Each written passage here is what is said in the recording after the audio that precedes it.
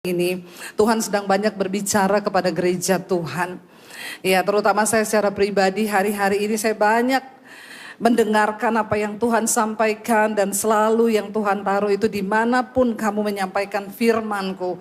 Jangan pernah lupa untuk ingatkan umat-Ku untuk mempersiapkan diri kedatangan Tuhan kali yang kedua. Kita melihat semua tanda satu persatu tergenapi. Ya, tetapi ada yang tanya sama saya, Bu, katanya tanggal 25 ini mau rapture, mau pengangkatan. Ya, menurut Ibu Debbie bagaimana? Saya bilang saya belum dapat undangan. Ya, kalau ada yang bilang Tuhan datang tanggal 25 bulan ini, tahun ini, udah pasti itu sesat. Jangan percaya, karena Alkitab berkata tidak ada satu orang pun yang tahu. Dan Tuhan tidak pernah kasih tanggal. Tapi Tuhan memberi tanda akan kedatangannya kali yang kedua. Dan tanda kedatangan Tuhan dikatakan bahwa sebelum kedatangan Tuhan kali yang kedua akan datang dulu kemurtatan yang besar. Apa itu kemurtatan yang besar? Orang pindah agama, meninggalkan Tuhan Yesus? No. Orang masih datang ke gereja. Orang masih mengaku percaya Tuhan. Tapi mereka hidup sudah tidak takut akan Tuhan. Mereka masih ke gereja hari Minggu, tapi mereka sudah tidak lagi hidup menghormati Tuhan. Mereka ke gereja hari Minggu, tapi mereka tetap bersinah. Mereka tetap melakukan dosa. Mereka tidak menganggap bahwa penghukuman Tuhan itu akan datang.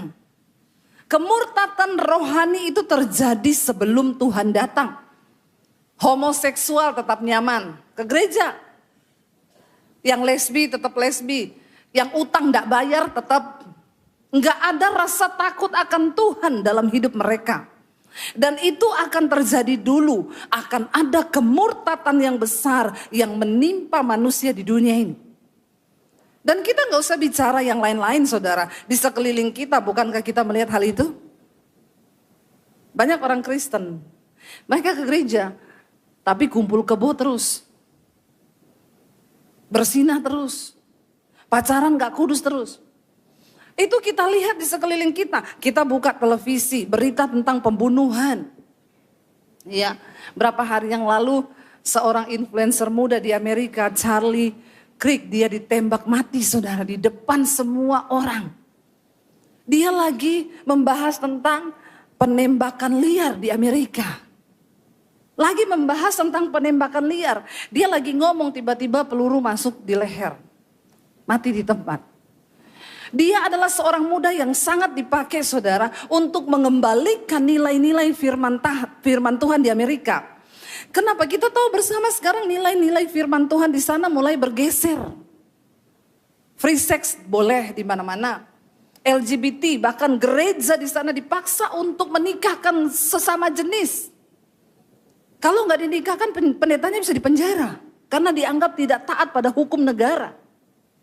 Itu terjadi sekarang. Dan si Charlie ini, dia kembali, saudara, menegakkan kebenaran firman Tuhan bahwa itu dilarang sama Alkitab. Tidak ada yang berani menyuarakan itu. Dia menentang aborsi, dia menentang free sex di kalangan anak-anak muda.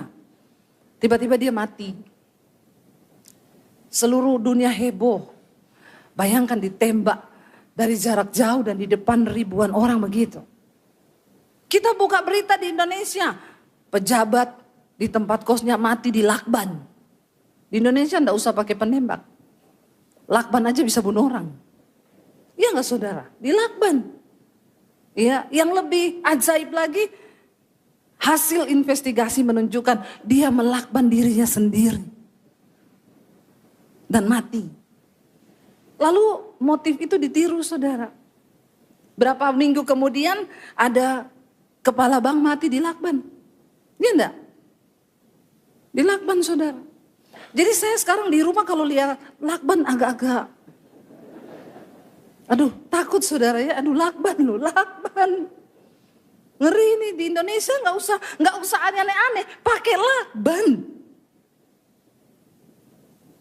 Buka lagi berita. Pasangan kumpul kebo dimutilasi sama pasangannya, dipotong jadi 64 atau 66 potong.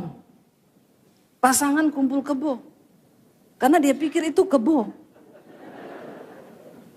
Makanya nanti akan ada rahasia di tempat-tempat kos dan kontrakan. Ini pasangan kebo atau orang? Iya saudara, banyak hal terjadi hari-hari ini yang kita buka berita, waduh di Nepal kerusuhan, ya sampai pejabatnya dibakar dan lain sebagainya. Kita bersyukur kemarin di Indonesia itu masih kita banyak yang berdoa.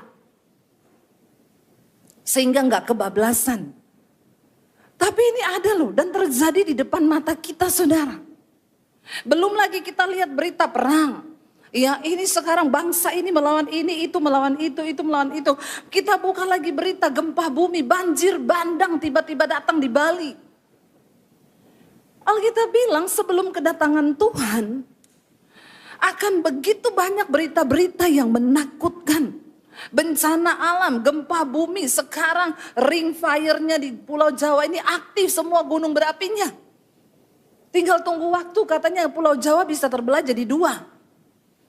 Kita nggak pernah tahu apa yang akan terjadi ke depan dan memang waktu-waktu ini adalah waktu-waktu yang singkat.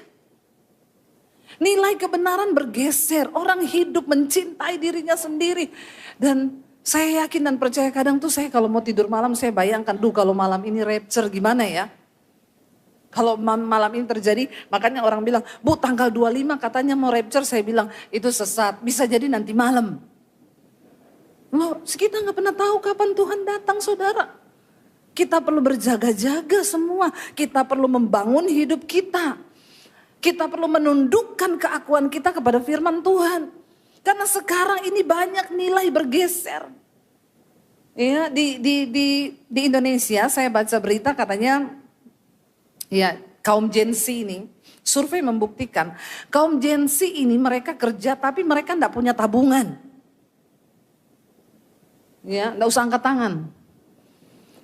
Kenapa saudara? Karena anak-anak muda ini menganut satu prinsip yang sangat tidak alkitabiah, yaitu self reward. Mereka itu harus memberi penghargaan pada dirinya sendiri. Lah gua kan udah kerja, gua gajian, ya gua layak dong, mau gua dugem, mau gua gini, mau gua gitu, itu gua memberi penilaian, penghargaan karena gua layak untuk dapetin ini. Gajinya 10 juta. Dia beli iPhone 17. Kenapa? Untuk memberi penghargaan buat dia. Lah kan gak cocok saudara. Akhirnya orang masuk dalam penderitaan cuma demi untuk mencintai diri, menghargai diri dan mengabaikan hal-hal yang lain di mana firman Tuhan berkata terkutuklah orang yang mencintai dirinya sendiri. Sekarang di kalangan orang-orang dunia lagi terkenal yang namanya grey divorce atau silver divorce. Itu perceraian yang terjadi di atas umur 50. Yang rambutnya udah mulai grey-grey begini. Cerai saudara. Dan satu-satu prinsip dasar dari perceraian dari grey divorce ini adalah timbul dari sebuah keinginan akan mencari kebahagiaan pribadi. Mereka punya prinsip begini dan banyak psikolog yang menyetujui nilai dunia ini berkata gini, ya iyalah lu layak bahagia lah. Ngapain lu habisin waktu hidup dengan pasangan yang gak bikin lu bahagia. Lu gak usah mikirin anakmu, lu cerai-cerai aja karena lu layak untuk bahagia. Dan tanpa disadari manusia dibawa digiring dalam prinsip-prinsip yang sangat-sangat tidak alkitabiah. Bergeser semua nilai. Dan banyak orang bilang iyalah gue cerai aja lah. Daripada ya menghabiskan waktu dengan pasangan yang kayak begini mau buat apa. Padahal firman Tuhan berkata apa saudara. Kita ini hidup untuk mematikan kedagingan kita. Jangan minta diri kita dihargai, jangan minta diri kita untuk bahagia, tapi minta Tuhan membentuk diri kita ini dan kita tidak hidup menurut keakuan kita. Saya selalu bilang kalau orang mau menikah, Kamu harus sadar ya, orang menikah itu bunuh diri loh. Amin. Yang muda-muda dengar, nikah itu bunuh diri. Yang sudah menikah juga, benar nggak pernikahan itu bunuh diri? Ngomong aja, nggak usah takut. Ya, kenapa saya bilang pernikahan itu bunuh diri? Karena Yesus berkata, 1 tambah 1 sama dengan 2. 1. Pernikahan itu hitungannya, hukumnya 1 tambah 1 sama dengan 1. Kenapa harus jadi 1? Karena kalau saya menikah dengan suami saya harus membunuh separuh diri saya. Lalu saya jadi setengah, suami saya pun harus bunuh dirinya setengah, baru kita setengah-setengah bisa jadi 1. Membunuh diri kita tuh seperti apa? Waktu engkau memaksa dirimu menjadi pelaku firman Tuhan, itu kau sedang bunuh dirimu. Menyangkal diri itu ndak enak. Tapi Yesus bilang kamu gak bisa jadi muridku kalau kamu tidak menyangkal diri. Hukum dunia bilang lu ikuti dong hawa nafsumu, lu layak bahagia, jangan mau hidupmu menderita. Apalagi sekarang saudara, orang itu memakai ayat untuk menuntut orang lain. Suami-suami bilang sama istrinya gini, kamu baca tuh firman Tuhan, di sana dikatakan, hai istri, tunduklah pada suamimu seperti kepada Tuhan. Itu benar loh, itu benar loh. Alkitab yang ngomong loh. Tunduk kepada suamimu seperti kau tunduk kepada Tuhan. Maka bapak-bapak begini semua. Sabar Pak, jangan dulu kau ngangguk-ngangguk. Masih koma, belum titik. Saya mau tanya sama ibu-ibu sekarang, ibu-ibu rela nggak disuruh tunduk sama suami seperti kepada Tuhan? Ibu-ibu, tatap mata saya. Ibu kau rela? Rela Bu? Ibunya karena ada suaminya jadi malah puyeng. Iya. Tunduk sama suami seperti kepada Tuhan. Saya baca itu ayat ngeri-ngeri sedap saudara. Tapi masih koma ternyata di bawahnya. Dikatakan begini.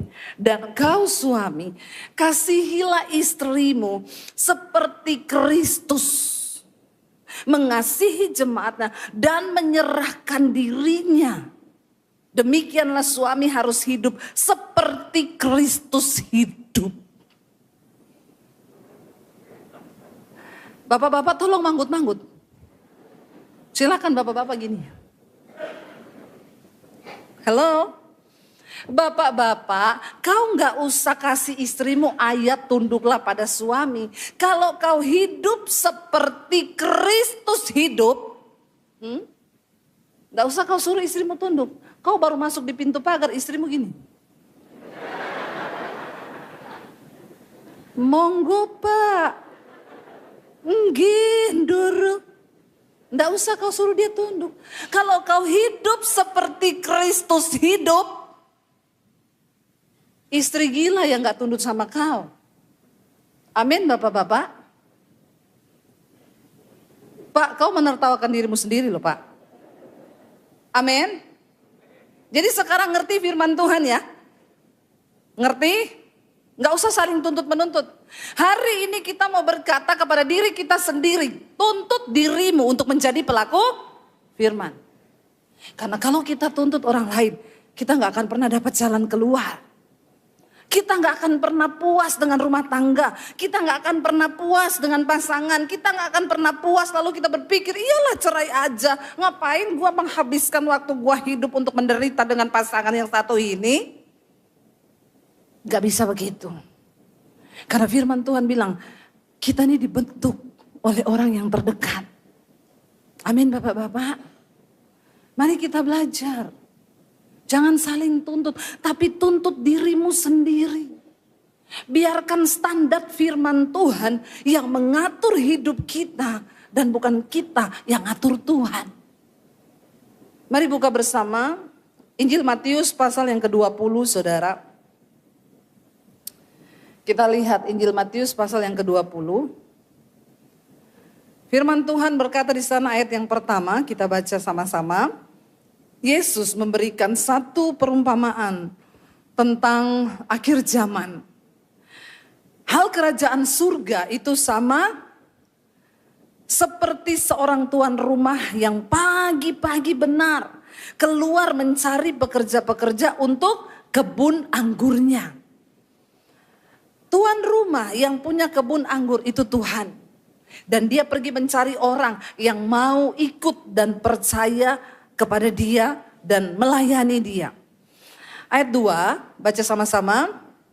Setelah ia sepakat dengan pekerja-pekerja itu mengenai upah sedinar sehari, ia menyuruh mereka ke kebun anggurnya.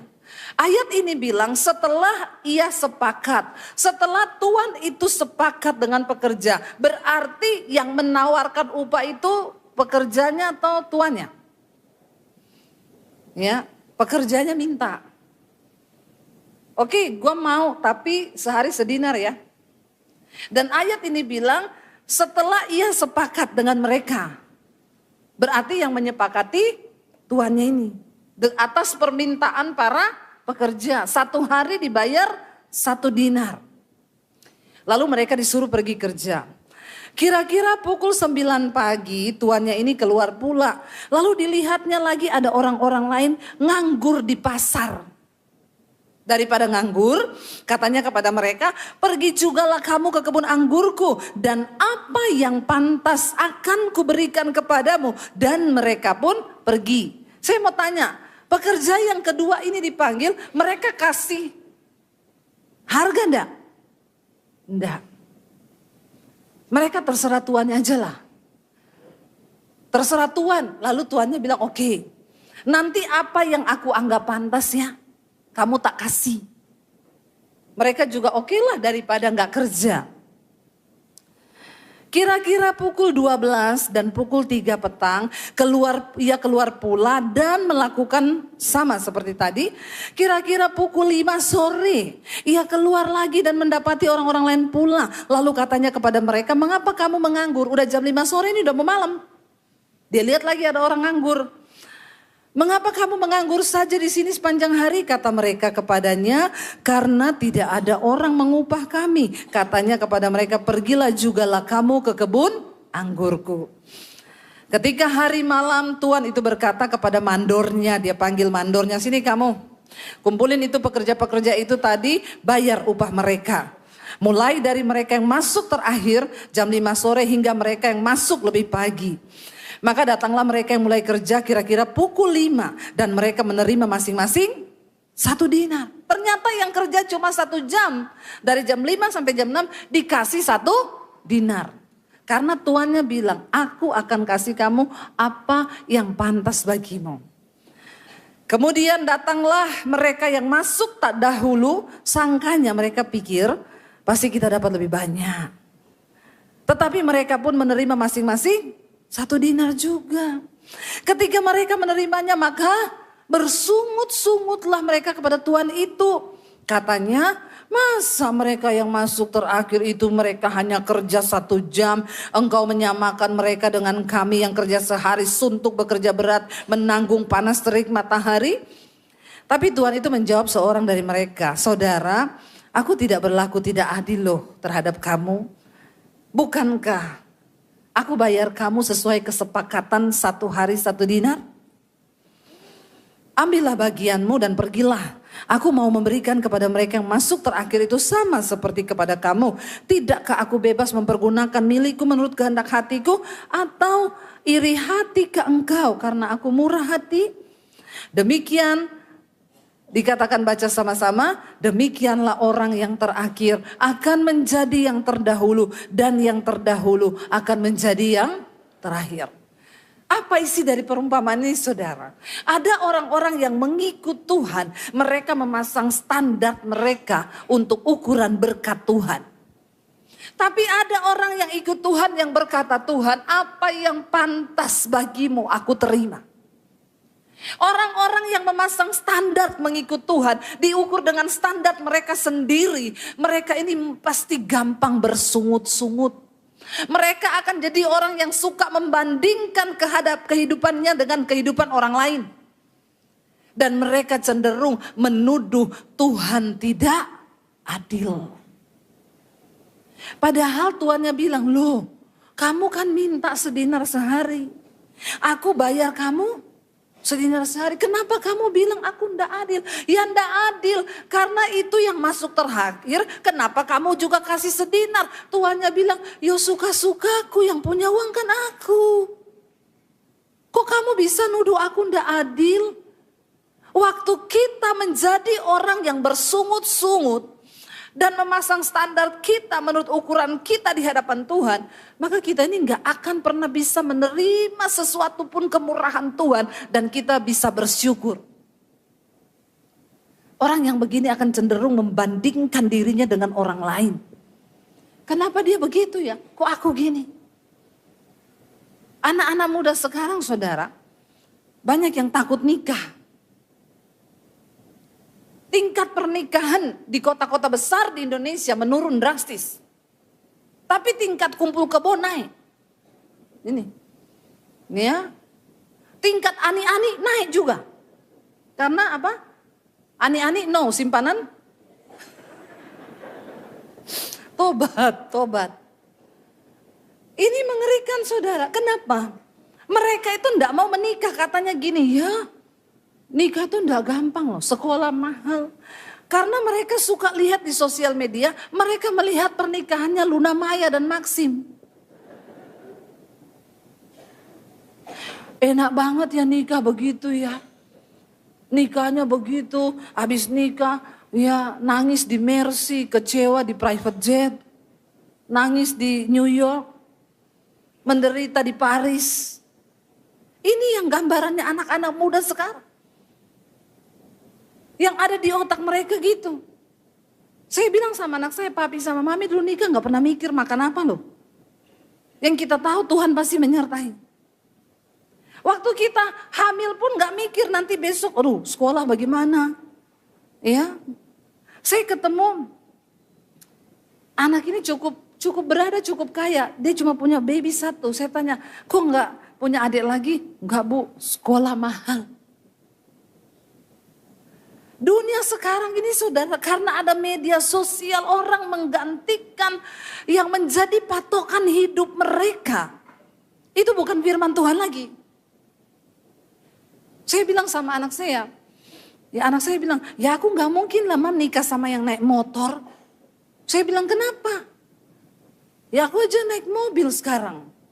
Saya bilang, yang perlu kamu cari itu yang takut Tuhan. Bukan kamu lihat mobilnya apa. Tapi yang takut, kalau kamu dapat suami yang takut akan Tuhan. Ya Tuhan pasti akan memberkati rumah tanggamu. Nilai-nilai bergeser saudara. Kenapa? Yang dia lihat tiap hari di media sosial yang begitu. Selain donatur, dilarang mengatur. Ngeri ini sekarang ini memang. Jadi nilai itu saudara diganti semua dengan hal-hal yang kelihatannya benar padahal sesat.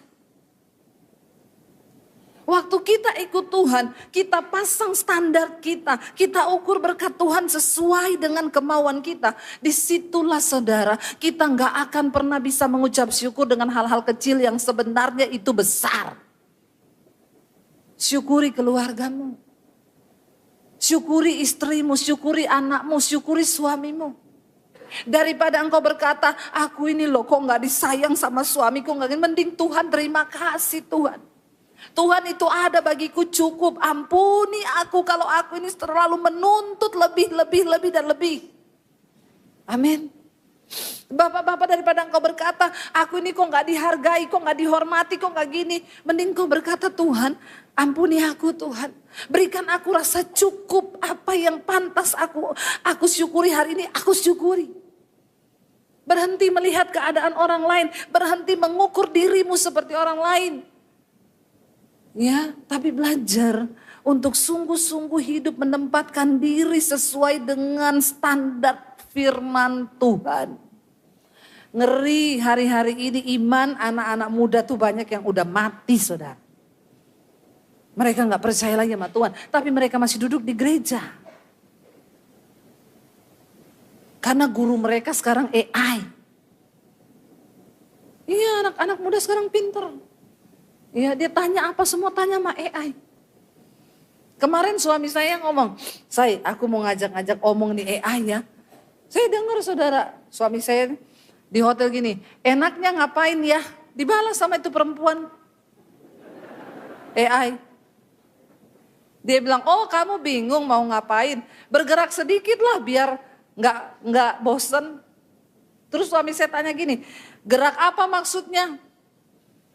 Olahraga ringan mungkin? Treadmill? Atau jalan-jalan? Terus suami saya balas, tapi sekarang saya lagi di hotel. Dia balas, oh biasanya di hotel itu ada yang menyediakan fasilitas gym. Coba kamu jalan-jalan di sekitar hotel. Dalam hatiku ini perempuan kok tahu ya. Sampai saya mau cemburu loh sama dia itu. Mau saya banting tuh HP itu.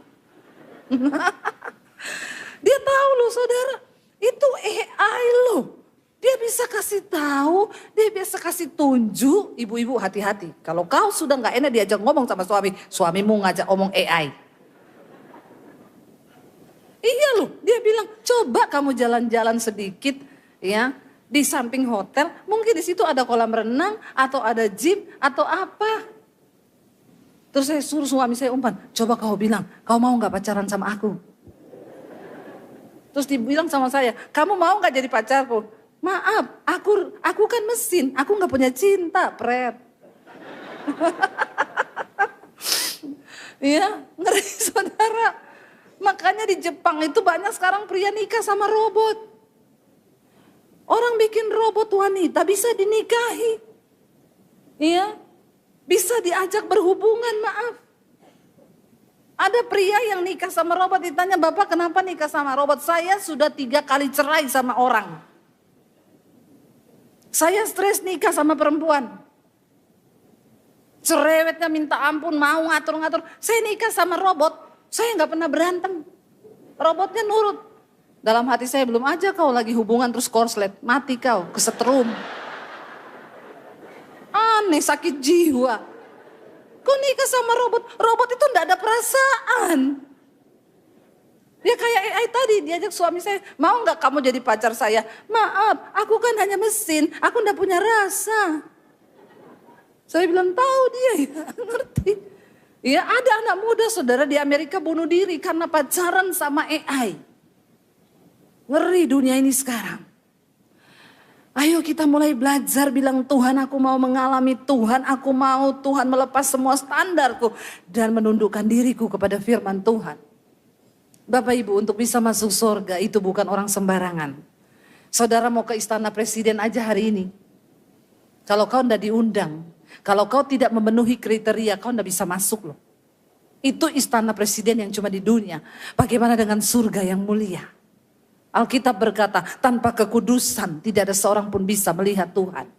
Mari kita mulai benahi diri sendiri. Daripada kita sibuk tuntut suami, tuntut istri, tuntut ini, tuntut keadaan, tuntut Tuhan.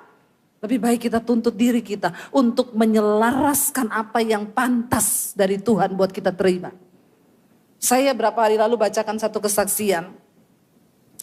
Dia bilang, Shalom Bu, saya dari Sydney.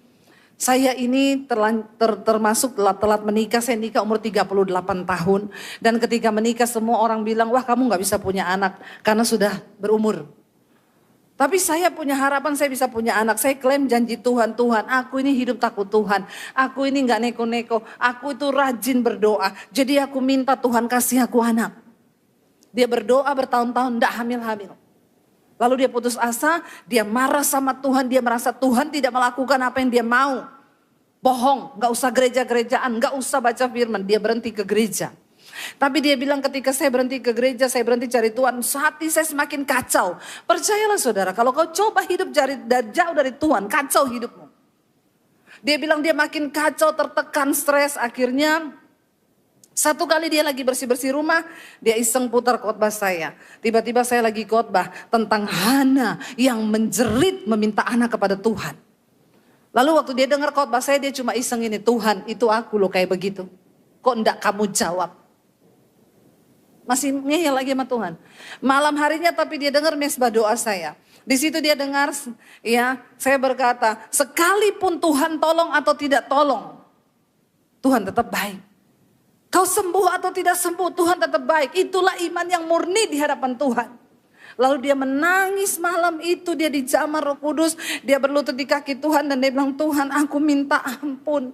Aku sudah menuduh Tuhan tidak adil. Hari ini saya mau katakan, saya punya anak atau tidak, Tuhan tetap baik. Ampuni aku Tuhan. Bahkan aku tidak akan lagi berdoa minta anak. Aku mau Tuhan terima aku kembali, aku mohon pengampunan. Dia kembali ke gereja. Tahun lalu saya pelayanan di Sydney sama suami. Dia dengan suaminya datang saudara ke gereja dan bertemu kami. Ini fotonya ada. Dan mereka minta untuk didoakan. Dan dia bilang begini, Bu, setelah berapa minggu ibu pulang dari Sydney, tiba-tiba saya tidak menstruasi. Saya pikir, sudahlah berarti memang sudah mau stop kali menstruasinya. Saya biarkan 1 minggu, 2 minggu, hampir 1 bulan saya takut. Saya periksa ke dokter. Dan ternyata dokter menyatakan dia hamil. Dan kemarin saya ke sana, anaknya itu sekarang ini saudara. Anak yang sehat, normal. Saat dia tidak lagi meminta. Saat dia bilang, Tuhan ampuni aku. Apa yang pantas bagiku, aku mau terima dari Tuhan. Kalau Tuhan anggap aku tidak pantas punya anak, ya sudah, tidak apa-apa Tuhan. Sebenarnya di balik setiap peristiwa dan persoalan yang terjadi di hidup kita, Tuhan cuma mau lihat satu. Apakah engkau punya iman yang murni atau tidak di hadapan Tuhan? Bagi Tuhan menjawab semua persoalan kita itu hanya semudah dia berfirman. Tapi dia mau lihat sikap hati kita terhadap dia. Apakah engkau punya hati yang murni? Saya dulu pernah menolak dan berkata, Tuhan kau tidak adil. Saya undang imam musik maju ke depan. Waktu saya diusir dari keluarga saya, papi saya bilang, kalau kau mau ikut Yesus, keluar dari rumah ini, jangan anggap kamu punya keluarga. Waktu itu saya nggak tahu mau hidup di mana. Saya keluar dari rumah saudara, tidak bawa uang. Bahkan tidak boleh bawa ijazah. Saya nangis dengan bercucuran air mata. Saya bilang, Tuhan kenapa kau tidak adil? Saya cuma pengen hidup benar Tuhan. Tapi saya tarik kembali perkataan saya itu. Dan saya bilang, Tuhan engkau yang lebih tahu. Walaupun hari ini saya tidak mengerti saya akan jadi apa ke depan. Aku cuma percaya rencana Tuhan itu pasti yang terbaik bagi hidupku. Amin saudara. Dan hari ini saya bilang, Tuhan terima kasih. Karena waktu itu aku diusir dari rumah. Kalau saya tidak diusir dari rumah, saya tidak akan pernah jadi Debbie Basir seperti hari ini. Hidup saya tidak akan jadi berkat. Tapi karena Tuhan izinkan saya diusir, yang waktu itu merupakan ketidakadilan buat saya. Mungkin hari ini engkau tidak mengerti apa yang engkau alami saudara. Dan mungkin engkau berpikir Tuhan ini tidak adil. Tuntut dirimu hari ini di hadapan Tuhan.